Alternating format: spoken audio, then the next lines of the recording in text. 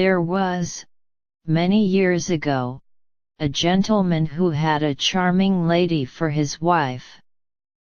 They had one daughter only, who was very dutiful to her parents. But while she was still very young, her mamma died, to the grief of her husband and daughter. After a time, the little girl's papa married another lady. Now this lady was proud and haughty, and had two grown-up daughters as disagreeable as herself, so the poor girl found everything at home changed for the worse. But she bore all her troubles with patience, not even complaining to her father, and, in spite of her hard toil, she grew more lovely in face and figure every year. Now the king's son gave a grand ball, and all persons of quality were invited to it. Our two young ladies were not overlooked.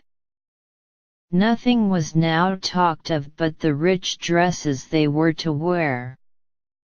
At last the happy day arrived.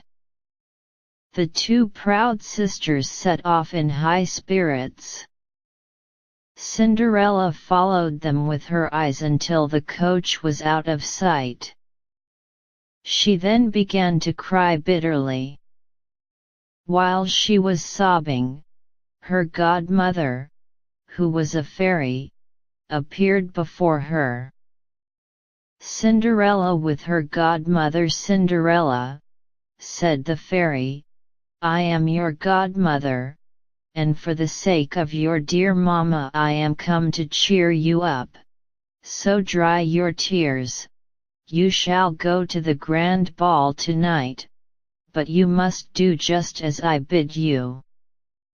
Go into the garden and bring me a pumpkin."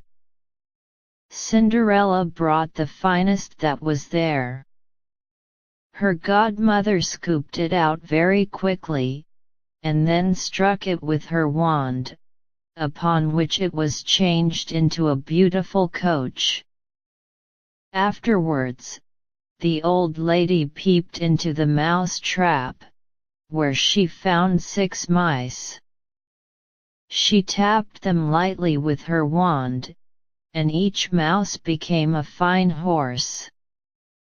The rat trap contained 2 large rats. One of these she turned into a coachman, and the other into a postilion.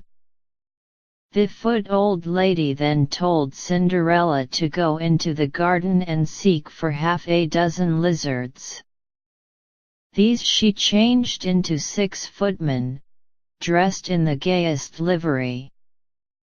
When all these things had been done, the kind godmother, touching her with her wand, changed her worn-out clothes into a beautiful ball dress embroidered with pearls and silver.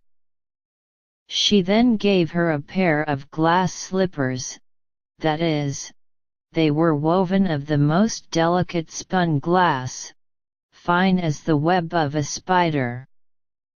When Cinderella was thus attired, her godmother made her get into her splendid coach, giving her a caution to leave the ball before the clock struck 12. Cinderella with gallant prince on her arrival, her beauty struck everybody with wonder. The gallant prince gave her a courteous welcome, and led her into the ballroom, and the king and queen were as much enchanted with her, as the prince conducted her to the supper table, and was too much occupied in waiting upon her to partake of anything himself. While seated, Cinderella heard the clock strike 11:15. She rose to leave, the prince pressing her to accept an invitation for the ball on the following evening.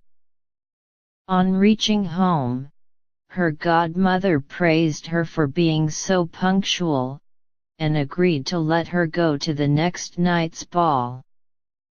Although she seemed to be tired, her sisters, instead of showing pity, teased her with glowing accounts of the splendid scene they had just left, and spoke particularly of the beautiful princess. Cinderella was delighted to hear all this, and asked them the name of the princess, but they replied, nobody knew her. So much did they say in praise of the lady, that Cinderella expressed a desire to go to the next ball to see the princess, but this only served to bring out their dislike of poor Cinderella still more, and they would not lend her the meanest of their dresses. The next evening the two sisters went to the ball, and Cinderella also, who was still more splendidly dressed than before. Her enjoyment was even greater than at the first ball, and she was so occupied with the prince's tender sayings that she was not so quick in marking the progress of time. Cinderella's sister, to her alarm, she heard the clock strike 12.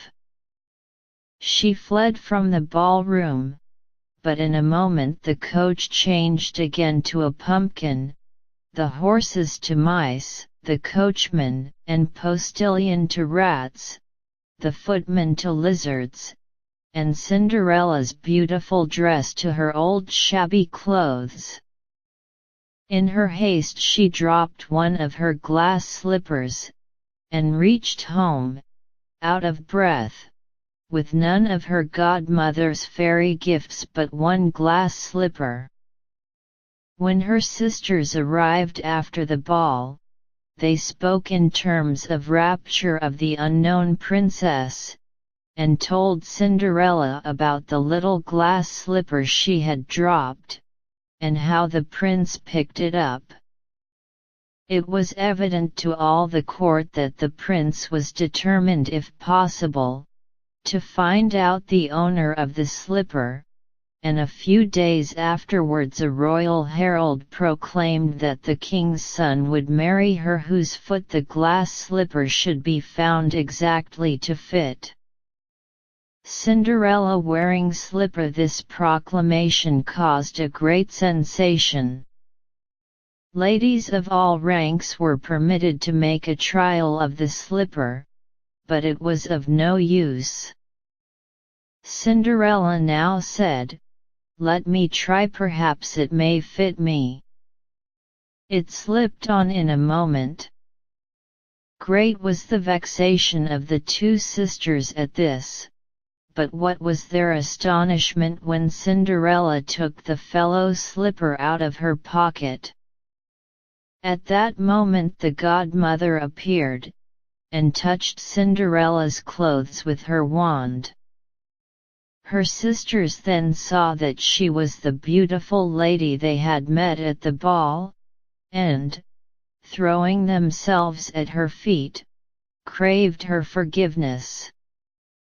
A short time after, she was married to the prince, to the intense gratification of the whole court.